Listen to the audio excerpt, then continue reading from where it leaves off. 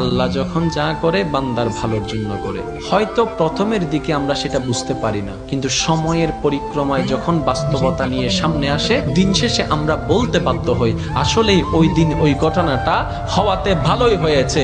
আল্লাহ কখনো বান্দার ক্ষতি চায় না। আল্লাহ যদি ক্ষতি চাইতেন সকালের নামাজ না পড়ার কারণে কান্না করে দিতে পারতেন, যদি আল্লাহ ক্ষতি চাইতেন দুপুরে নামাজ না পড়ার কারণে ল্যাংড়া করে দিতে পারতেন। আল্লাহ সেটা চান না। আল্লাহ চায় বান্দার সব সময় ভালো। আর মা তো দেখেন জন্ম দেওয়ার কারণে সন্তানে তো অপরাধ করার পরও মা সন্তানের প্রতি কতই ভালোবাসা, কতই মায়া, বাবার কাছ থেকে সন্তানের পিঠকে বাঁচাই ফেলছে, এরকম হাজারো মা আছে ওই মায়ের জন্য। কিন্তু আল্লাহ পাক রব্বুল আলামিন বান্দার উপর কতটুকু ভালোবাসে দিয়েছেন সেটা আমরা বান্দারা বুঝতে পারি নাই বলে শয়তানের ফাঁদে বারবার পা দিয়ে আটকাই যাচ্ছি। মনে রাখবেন, মনের মধ্যে কথাটা বসাই ফেলবেন, আল্লাহ যখন যা করে বান্দার ভালোর জন্যই করে।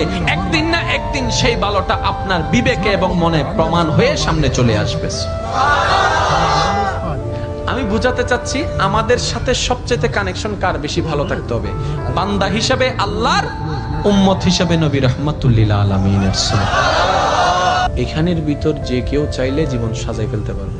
আমি বলছি যে কেউ, anybody, you can do it, not impossible. Because impossible শব্দটাকে যদি একদম ভালো করে গভীরভাবে দেখেন, সেখানের ভিতর আপনি আশ্চর্যভাবে একটা জিনিস দেখবেন, ইম্পসিবল।